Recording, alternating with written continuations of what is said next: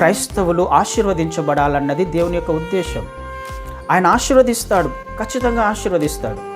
అయితే క్రైస్తవులలోనే మనం ఒక్కసారి గమనించినట్లయితే క్రైస్తవ సమాజంలో బ్లెస్సింగ్స్ మనం రెండు రకాలుగా చూస్తాం కదండి. ఫిజికల్ బ్లెస్సింగ్స్ కొంతమంది జీవితాలలో కనిపిస్తుంది, స్పిరిచువల్ బ్లెస్సింగ్స్ కొంతమంది జీవితాలలో కనిపిస్తుంది కదండి. భౌతికంగా ఆశీర్వదించబడుతున్న క్రైస్తవులు అనేక మంది ఉన్నారు. ఆత్మలో వర్ధిల్లుతున్న, ఆత్మీయతలో ఆశీర్వదించబడుతున్న క్రైస్తవులు అనేక మంది ఉన్నారు. అయితే ఏది ప్రాముఖ్యమో, దేనిని కోరుకోవడానికి ప్రయత్నం చేయాలి? నువ్వు, నేను, మనం కదండి. ఇది మనము ఈ సంవత్సరం నేర్చుకోవడానికి ప్రయత్నం చేస్తున్నాం. దేవుని వాక్యము స్పష్టంగా సెలవిస్తుంది, నువ్వు ఆత్మలో వర్ధిల్లితే అన్ని విషయాలలో వర్ధిల్లుతావు.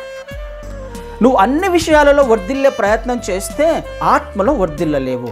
ఇది ప్రపోర్షనేట్గా, లేకపోతే మనం రివర్స్గా మనం ఒకవేళ దాని వాక్యాన్ని చదివే ప్రయత్నం చేస్తే దాని యొక్క అర్థం అదే. క్రైస్తవుడు ఆత్మలో వర్ధిల్లుతున్నప్పుడు నువ్వు అన్ని విషయాలలో వర్ధిల్లుతావు. కానీ అదే క్రైస్తవుడు నువ్వు మిగతా విషయాలలో వర్ధిల్లే ప్రయత్నం చేస్తే ఆత్మలో ఎట్టి పరిస్థితుల్లో వర్ధిల్లలేవు. ఆత్మీయ జీవితంలో నువ్వు ఎట్టి పరిస్థితులలో పురోగతి సాధించలేవు, ఎదగలేవు. ఇది ఈరోజు మనం నేర్చుకుంటున్న ఆత్మీయ సత్యం కదండి. అనేక రకాలుగా మన ఉద్యోగంలో, లేకపోతే వ్యాపారంలో, లేకపోతే జ్ఞానంలో, లేకపోతే ఇంకొకటి దానికి మనము ప్రయారిటీ ఇచ్చినట్లయితే గడిచిన సంవత్సరము ఈసారి ఆ తప్పు చేయకుండా ఉండడానికి ప్రయత్నం చేద్దాం.